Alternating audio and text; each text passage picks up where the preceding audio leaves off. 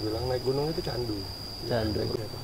Ya, diri sendiri. Kalau sudah mulai lemah, yang bisa menguatkan diri sendiri. Berusaha menikmati masalah. Itu yang pengalaman yang paling saya coba. Kecil maupun bersih daripada hadas besar. Tapi ketika pakaian yang kita gunakan tidak ada lagi, maka kita boleh. Namanya orang-orang mendaki gunung berusaha untuk tadabbur alam, tapi mereka lupa terhadap pencipta alam. Ini yang sangat disayangkan. Assalamualaikum warahmatullahi wabarakatuh. Waalaikumsalam. Alhamdulillah, pemirsa LTNNU Kota Depok, Lembaga Ta'lib Wan Nasr PCNU Kota Depok, pada pagi hari ini kita dapat berkumpul bersama-sama di momentum yang penuh bahagia dan sangat menarik pada kali ini. Kita sudah kehadiran seorang yang memang menjadi concern di dalam ngetrip, ya, hiking beberapa gunung dan tadabbur alam. Oke, pada kali ini momentum yang sangat berbahagia, alhamdulillah sudah hadir di sini, yaitu Haji Yusron Hamdi SHI MPD. Beliau alumni Lirboyo, juga pernah ke Yaman. Saat ini sebagai sekretaris Yayasan Pondok Pesantren Al-Manar Azhari Kota Depok. Alhamdulillah. Assalamualaikum Gus. Apa kabar Gus? Sehat? Alhamdulillah. Ini kali ini dari tim LTN kesempatan untuk bincang-bincang menarik. Sepertinya untuk 30 menit ke depan kita akan berbincang-bincang mengenai trip apa sih yang memang menjadi concern daripada Gus. Kita panggilnya Gus Hamdi. Gus Hamdi, siap Gus. Oke. Alhamdulillah. Gimana kesehariannya Gus di pesantren nih selama ini? Alhamdulillah keseharian di pesantren masih normal. Pandemi juga jalan terus. Pesantren juga jalan. Ngajar terus. Jalan-jalan terus. Jalan-jalan juga nih. Jalan terus. Alhamdulillah. Oke, baik pemirsa yang dirahmati Allah Subhanahu wa taala, LTNNU Kota Depok. Kita akan bincang-bincang, ya. Yang pertama adalah beliau mempunyai hobi. Nah, ini kebanyakan dari kiai-kiai biasanya nongkrong di majelis, di ta'lim untuk ngajar. Tapi beliau ini selain mengajar juga ada beberapa hobi yang sangat menarik yang perlu kita kupas nih. Ini jadikan pelajaran bagi kita nih anak-anak muda yang suka hiking ya. Yang pertama, alasannya ngetrip ini naik gunung gimana Gus? Oke, sebelum mulai ke alasan mungkin fasenya dulu kali ya. Oke. Fasenya dulu. Saya itu kalau gunung ini baru 2020 sebenarnya. Bahasanya sih mengambil kesempatan di masa pandemi. Oke. Karena memang kan kegiatan lagi banyak yang dan juga ya mumpung lagi ada waktu luang. Awalnya kesana. Tapi sebelum ke gunung, kalau saya untuk alam ini memang sudah dari dulu. Oke. Tapi memang belum ranah ke gunung, baru ke pantai-pantai, ke tempat danau dan lain sebagainya gitu ya. Oke. Ya tadabbur alam ya gitu ya. Tapi kalau untuk ke gunung memang baru di November, Desember 2020 kurang lebih. Jadi belum setahun lah, dikit lagi setahun. Oke. Dikit lagi setahun. Itu mulai fase awal. Namun ya banyak orang yang bilang, teman-teman saya pada bilang naik gunung itu candu. Naik gunung itu bagian daripada candu. Karena kalau orang sudah mulai melangkahkan kaki pertama untuk menggapai puncak dalam artian naik gitu, bisa jadi candu. Ketagihan deh. Ketagihan. Tapi bisa juga ada juga yang kapok. Tergantung bagaimana kita menyikapinya. Gitu aja. Menikmati atau tidak? Menikmati atau tidak menikmati, karena prosesnya banyak. Nanti kita akan cerita banyak. Sip. Itu untuk awal. Oke. Nah, yang menarik ini ketika kita naik gunung, kebanyakan teman-teman di luar sana ini hanya menghilangkan kepenatan dalam kehidupan nih. Benar. Nah, ya, menghilangkan kepenatan dalam kehidupan sehari-hari. Artinya ini bisa jadi trik kita nih untuk bagaimana mengajak teman-teman ini pengalaman yang menarik ya, kira-kira yang Gus Hamdi pernah rasakan di momentum mulai dari trip naik gunung atau ke pantai itu. Pengalaman yang menarik itu apa kira-kira? Yang paling jauh dan menantang gitu kira-kira. Jadi begini, kalau untuk jalan, namanya juga jalan-jalan ya. Semuanya itu pasti berawal daripada kejenuhan. Semuanya berawal dari kejenuhan. Jenuh dengan aktivitas atau bahkan jenuh tidak ada aktivitas. Itu bagian daripada opsi gitu. Tergantung bagaimana orang-orang itu menyikapi permasalahan dalam hidupnya sendiri. Setiap orang itu pasti punya masalah. Setiap orang itu pasti punya tanggung jawab, punya beban.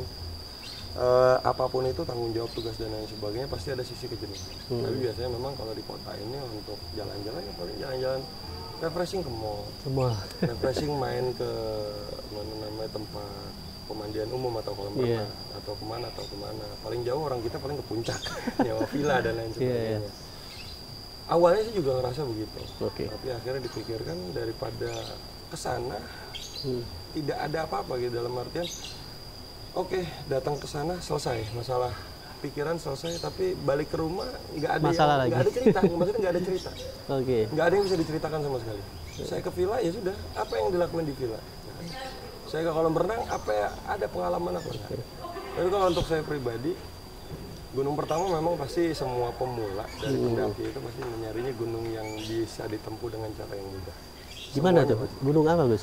Gunung pertama pasti perahu kalau saya, karena memang saya ngikutin teman-teman yang sudah biasa mendaki.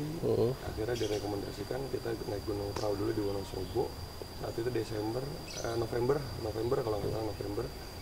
Saya lupa, November kalau nggak salah. Akhirnya kita coba beranikan diri ke sana dengan tes antigen, dengan cek kesehatan, karena masa pandemi gitu pandemi. Kita coba ke sana. Pengalaman pertama, yang pertama itu dalam namanya hal mendaki, nanti kita kaitan sama kehidupan. Tidak ada yang namanya seorang pendaki itu tanpa melakukan persiapan. Baik persiapan fisik maupun persiapan material, maupun juga logistik dan akomodasi.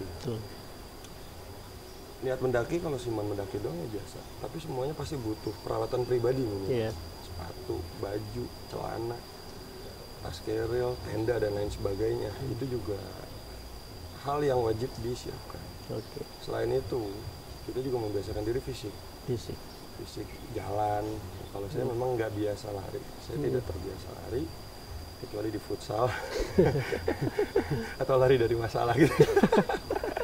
Enggak, dalam artian itu sekedar intermezzo saja. Tapi dalam artian memang persiapan fisik ini perlu jalan, membiasakan diri kita gerak. Karena mohon maaf, banyak di antara kita ini jalan 100 meter saja itu pasti lebih milih naik motor.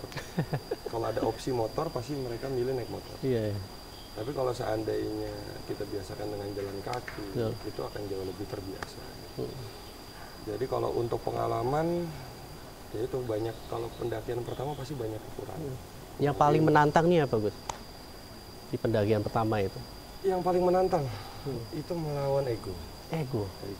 Wah, menarik nih. Melawan nafsu. Kita itu nafsu itu luar biasa. Karena kita nggak biasa gini. Banyak orang itu yang ketika berusaha untuk melawan beban kerja, maksudnya dalam artian banyak tekanan, tapi karena faktor-faktor lain. Tapi kalau di gunung itu tidak ada faktor lain. Semuanya faktor diri sendiri. Dalam artian kalau kamu kuat, Anda kuat, yang bisa menguatkan siapa?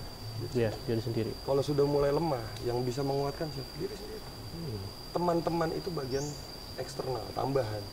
Tapi pada porsi utamanya diri sendiri. Dan yang paling pertama kali pengalaman itu ya capek. Udah pasti itu capek. Rasa lelah, berusaha menikmati masalah. Itu yang pengalaman yang paling saya coba. Karena kita saat ini pengalaman ngeluh nih bahasanya. Kita punya masalah dalam dunia kerja, dalam dunia apa, dalam dunia dakwah dan lain sebagainya. Kita punya masalah. Itu kita pasti ngadunya sama orang. Curhat selain kepada Allah ya. Kalau Allah mungkin kita nggak usah bahas lah. Itu sudah hak setiap manusia. Tapi kebanyakan kita pasti curhatnya sama orang. Tapi ketika Anda capek di gunung, Anda mau curhat sama siapa? Curhat sama teman, sama ya. Teman juga capek. Mau ngobrol sama siapa? Ya sama teman. Tapi mau berkeluh kesah sama siapa? Diri sendiri yang bisa. Jadi di situ didapatkan jiwa spiritualnya, dia hablum minallah, didapatkan. Kalau untuk saya pribadi sih ngelihatnya man arafa nafsah faqad arafa rabbah. Siapa yang kenal dirinya maka kenal dengan Tuhan. Bagaimana cara mengenal diri kita? Cara mengenal diri, kebanyakan orang itu kan melihat hanya potensi. melihat kelemahan, tapi belum pernah melihat batas titik akhir di mana dia sanggup menjalani kehidupan. Oke. Kebanyakan orang ketika sudah melihat batas titiknya, ujung-ujungnya bunuh diri. Waduh. Bunuh diri, tapi tidak mencari solusi. Iya. Nah ini kalau kita di fase di sana, bahasa begini, kita tidak harus capek mengejar puncak, karena puncak itu tidak akan bergeser sedikit pun. Oke. Tapi yang harus kita pikirkan adalah bagaimana cara kita mengatur waktu yang kita punya untuk kita bisa mencapai hasil. Dan itu yang kita cari. Jadi manajemen waktu di sini ya? Manajemen waktu, manajemen pribadi, barang apa yang harus dibawa, barang apa yang nggak harus dibawa, itu bagian daripada manajemen. Oke. Begitupun dalam kehidupan dunia, ini kalau dikaitan sama dunia itu banyak. Kita kebanyakan itu ngabisin waktu yang memang tidak ada concernnya untuk mencapai cita-cita kita. Banyak. Iya. Banyak. Padahal kita bisa fokus sama satu tujuan, tapi karena banyaknya tujuan-tujuan yang lain, itu akhirnya menghambat tujuan kita. Oke. Begitupun saat naik gunung, itu ibarohnya ya, gambaran Iya. detail kecilnya. Oke. Ada gak sisi spiritualitas yang didapat ketika naik gunung itu? Yang mungkin kebanyakan dari kita kan hanya menghilangkan penat, menghilangkan permasalahan-permasalahan di kantor, di sekolah, atau di mana-mana. Ketika dia naik gunung, sisi spiritualitasnya apa nih yang Gus kira-kira dapatkan ketika itu? Konsep dalam Islam itu ada namanya ulul albab.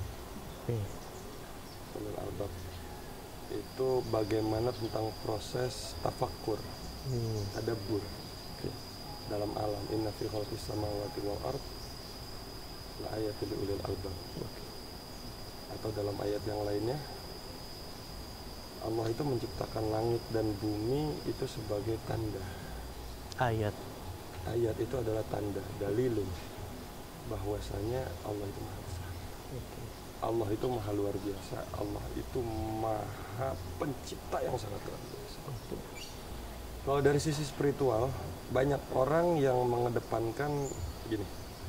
Pendaki itu kan sebenarnya kalau versi saya itu ada tiga. Dimana pendaki pertama yang berusaha untuk mencari keindahan alam. Ini paling banyak. Kenapa naik gunung? Supaya lihat alam yang indah. Yang kedua, ada sisi di mana dia sudah mencari fase-fase berikutnya. Kenapa kamu naik gunung? Untuk mencari teman sejati. Dan yang ketiga, kenapa kamu naik gunung? Karena mau naik gunung saja. Ini nggak ada alasan itu? Nggak ada alasan. Yang ketiga ini sudah tidak ada alasan. Kalau sudah masih masuk fase pertama, ini orang akan banyak merasakan sisi kecewa. Ini kita ngelihat dari proses alam ya, dalam artian Allah itu maha luar biasa, Allah itu maha sempurna, pasti. Kalau orang naik gunung dengan tujuan untuk melihat keindahan alam, keindahan ciptaan Allah, tapi mereka lupa bahwasanya hujan, badai, kabut juga ciptaan Allah. Ciptaan Allah. Yang itu akan ditemukan di sana. Dan itu akan ditemukan di sana yang akan menutupi keindahan Allah yang sebenarnya. Dan juga jadi rintangan mereka itu. Betul, dalam artian begini, ketika nyampe puncak mendung. Matahari terbit nggak kelihatan, samudra awan tidak kelihatan, hamparan pepohonan yang hijau tidak kelihatan karena tertutup kabut dan mendung. Kalau orang masih fase awal, ini mereka akan dalam artian mereka itu akan kecewa. Sudah capek-capek, sudah ngeluangin waktu, tapi nggak dapat apa-apa. Padahal mereka lupa. Hujan, kabut itu juga ciptaan Allah. Bagian dari penciptaan Allah, kenikmatan alam yang harus kita rasakan. Hamparan awan, lautan awan, samudra awan, terbitnya matahari yang cantik sekali. Itu juga ciptaan Allah, nggak jauh beda dengan kabut, nggak jauh beda dengan mendung, nggak jauh beda dengan badai, sama. Makanya harus meningkat ke fase yang kedua. Di mana pencapaian yang dicari itu adalah bukan keindahan, tapi bagaimana dia menemukan rekan teman sejati dalam perjalanan. Nah ini yang fase kedua ini biasanya sih sudah mulai agak senior si pendakinya. Dia sudah tahu gimana, ya sudahlah. Yang sudah terbiasa lah ya. Gunung ya seperti itu. Tinggal dia mencari siapa kawan sejati, siapa sahabat sejati, siapa yang rela untuk menunggu saat kita susah, siapa yang meninggalkan kita saat kita susah. Itu adalah bagian daripada proses fase yang kedua. Sedangkan yang ketiga ini yang paling intim. Kenapa kamu naik gunung? Ya sudah, aku naik gunung. Mau naik gunung aja. Apapun hasilnya, mau capai puncak atau tidak, mau kesulitan atau tidak, mau ketemu teman atau tidak, ya sudah. Karena ini adalah fase di mana dia itu sudah mencintai alam dengan sebenar-benarnya cinta. Menikmati segala prosesnya, menikmati segala hasilnya, menikmati segala apa yang dia dapat di sana. Baik itu yang menurut manusia luar biasa atau yang mengecewakan. Itu sih barangkali. Jadi luar biasa ya Gus ya. Ini dari sisi tasawufnya kita bisa dapat. Nah, gimana kalau dari sisi fikihnya Gus? Kebanyakan kita kan naik gunung asal naik nih Gus, tanpa tahu, terutama kita kalangan santri ya Gus, tanpa tahu bagaimana kewajiban kita ya tetap kita jalankan. Kita punya hobi naik gunung, yang namanya sholat 5 waktu tetap kan. Tapi ada beberapa fase di mana kita harus naik gunung tidak ketemu air atau ada air sedikit. Nah itu triknya gimana Gus menurut Antum? Jadi untuk masalah fikih dalam pendakian ini sebenarnya sudah banyak yang membahas. Sebenarnya kalau di kitab-kitab Turos, kitab-kitab lama, kitab-kitab klasik, kitab-kitab kuning itu sudah banyak penjelasan bagaimana saat dalam keadaan darurat, saat dalam keadaan kita di mana tidak ada air, di mana pakaian yang kita pakai itu najis, di mana ya hanya apa yang bisa kita pakai untuk bersuci. Nah ini yang harus diingat. Kewajiban adalah tetap sebuah kewajiban.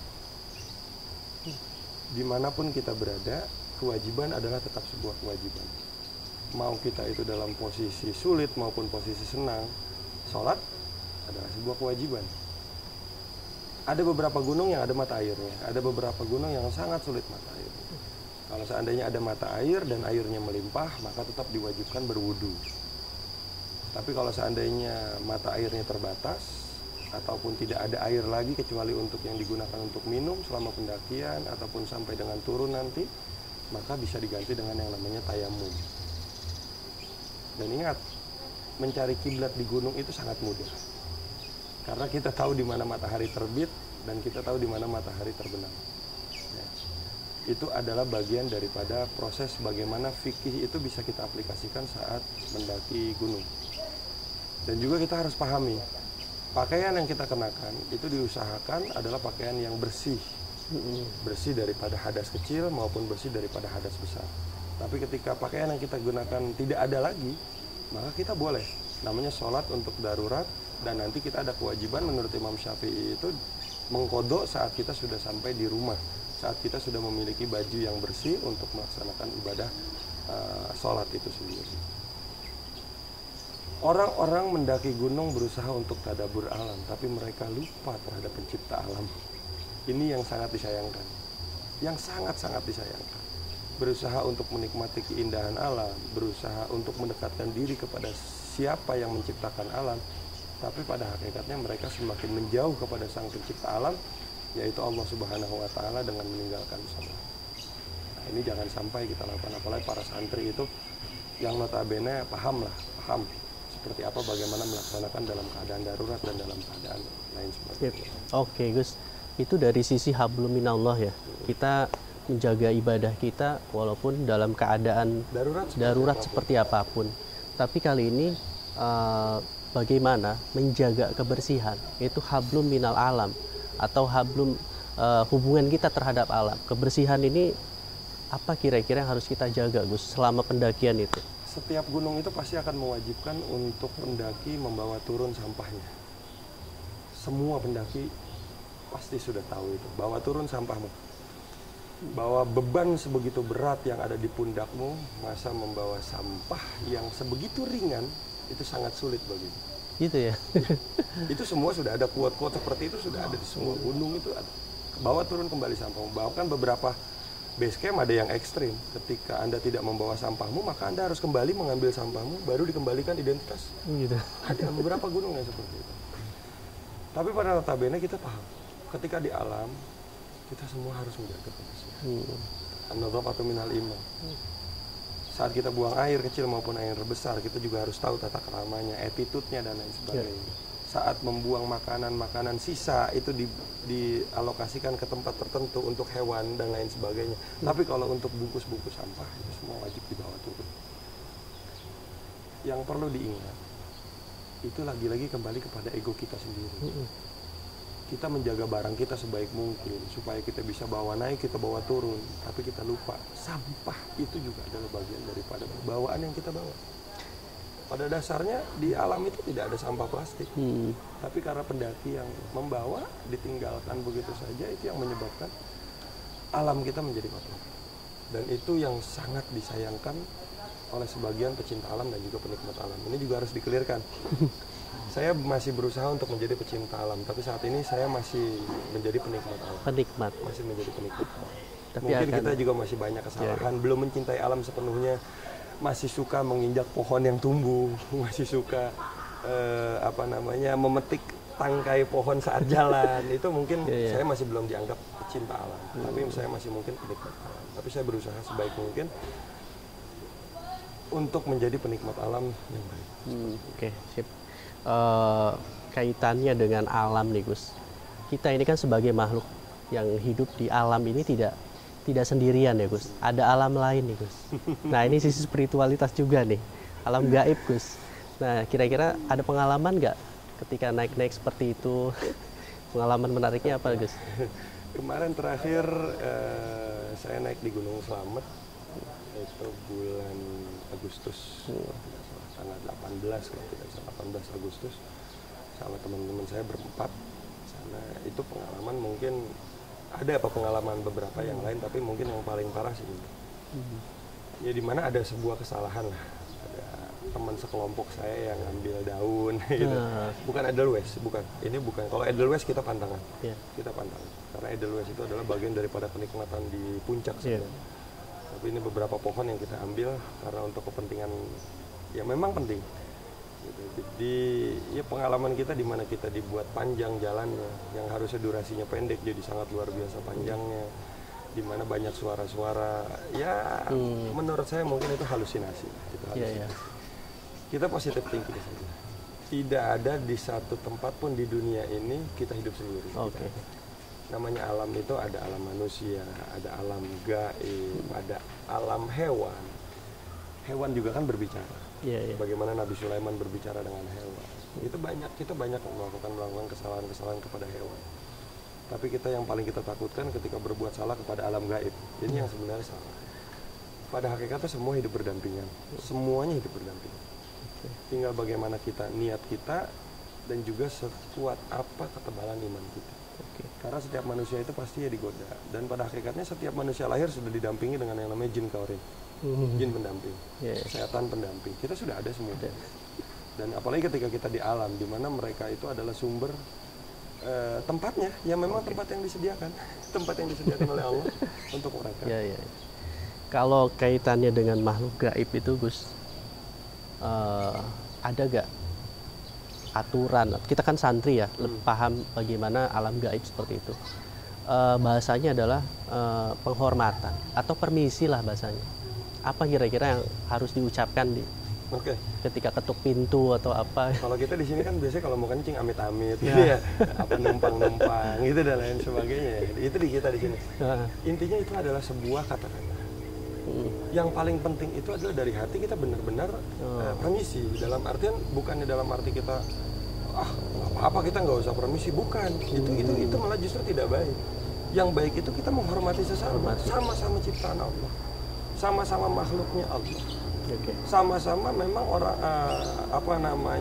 makhluk yang diberikan kesempatan untuk hidup di dunia ini dengan amalnya, dan kita nggak ada salahnya. Yang salah itu adalah ketika kita mungkin memujanya, memberikan penghargaan lebih, memberikan sesuatu lebih kepada mereka dengan tujuan menyekutukan Allah, itu mungkin yang salah. Tapi dalam artian kita sebagai seorang santri berusaha memahami, berusaha menimbulkan rasa sensitivitas kita dengan diri kita. Kita tahu bahwa karena kita hidup berdampingan dan kita harus benar-benar berusaha untuk menghormati satu sama lain. Anggaplah mereka itu sama seperti kita manusia. Ketika rumah kita juga dikencingin secara tiba-tiba, nggak ada yang permisi, nggak ada yang numpang masuk, tahu-tahu dia masuk ke kamar mandi, bahkan sekalipun tanpa kita ngomong permisi, kita juga pasti akan ngerasa kenapa nih orang. ada apa yang salah, Iya. kok kurang ajar dan lain sebagainya. Begitupun mereka. Dalam kehidupannya kita ini saling berdampingan satu dengan yang lain. Iya, iya. Itu aja sih. Jadi jangan terlalu dianggap bahwasannya ada hal-hal yang memang harus kita khususkan. Enggak, pada hakikatnya sama. Kita sama-sama beribadah. Sama-sama beribadah, kita hidup berdampingan. Ya sudah, jalankan sesuai dengan kehidupan kita masing-masing. Mereka di alamnya, kita di alam kita. Tapi kejadian itu kita harus percaya bahwa alam gaib itu. Iya, ya. Di pengalaman Gus Hamdi hiking itu ada gak kejadian mungkin asusila di lokasi atau kencing sembarangan yang memang dampaknya itu langsung ada, Gus? Kalau untuk saat ini saya belum pernah menemukan. Belum pernah menemukan karena memang saya pribadi tipikal orangnya yaitu ketika melakukan pendakian itu tidak pernah ramai. Saya maksimal itu 5 orang pendaki. Karena saya buat apa saya harus ramai-ramai di atas, mengganggu, membuat gaduh di atas, sedangkan saya berusaha untuk menikmati alam. Di sini kita hidup di kota, hidup di Depok, hidup dimanapun kita berada gitu sudah ramai. Kalau kita ke gunung juga harus dalam keadaan ramai, apa bedanya? Itu barangkali yang sedang yang saya jalani. Terakhir, Gus, ada bacaan-bacaan khusus gak ketika Gus mau naik gunung nih yang bisa kita pegang sebagai bahasanya jimat atau pelindung lah intinya, baca ratib atau apa gitu, Gus? Kalau ada dalam doa itu sampai di tempat tujuan atau mau berangkat ke tempat tujuan, Allahumma ja'al khairaha wa khaira ahlaha wa khaira ma fiha. Itu sebenarnya yang saya baca. Gitu. Ya Allah, jadikanlah keberangkatan saya ini baik, saya menuju ke tempat yang baik. Mudah-mudahan orang-orang yang ada di sana, penghuni yang di sana baik. Baik kepada saya, baik kepada diri mereka sendiri. Dan jauhkanlah saya daripada orang-orang yang buruk, makhluk-makhluk yang buruk. Itu sebenarnya yang kita baca. Alhamdulillah. Intinya saat keberangkatan itu, kalau saya kan melihat namanya kita dalam hadis itu ada dikatakan Rasulullah bersabda yang artinya ketika ada 3 orang melakukan perjalanan, maka tunjuklah satu pemimpin. Tunjuklah satu pemimpin dalam perjalanan ini. Karena pemimpin itu nanti yang akan menentukan apakah kita lanjut atau kita stop ataukah kita berhenti. Pendakian sudah mengaplikasikan itu. Dalam sekelompok pendaki pasti ada pemimpin. Dan pemimpin ini yang mengarahkan ritmenya, memimpin doa, dia yang menentukan dan lain sebagainya. Ini adalah bagian daripada aplikasi ajaran Islam dalam proses kita tadabbur alam. Dan ini yang harus benar-benar dicermati bahwasanya ini bukan sebatas nunjuk sebagai ketua kelas, nunjuk sebagai ketua kelompok, bukan. Tapi ada pilihan-pilihan memang siapa yang pantas untuk jadi ketua kelompok. Jangan jadi ketua kelompok itu yang punya sifat egoisme tinggi. Akhirnya ada kelompok yang nggak kuat, yaudah kita tinggalkan saja. Itu yang nggak baik. Intinya dari pembincangan kita ini, puncak dari tadabbur tafakur alam ini apa, Gus? Boleh diberikan sebagai penutup.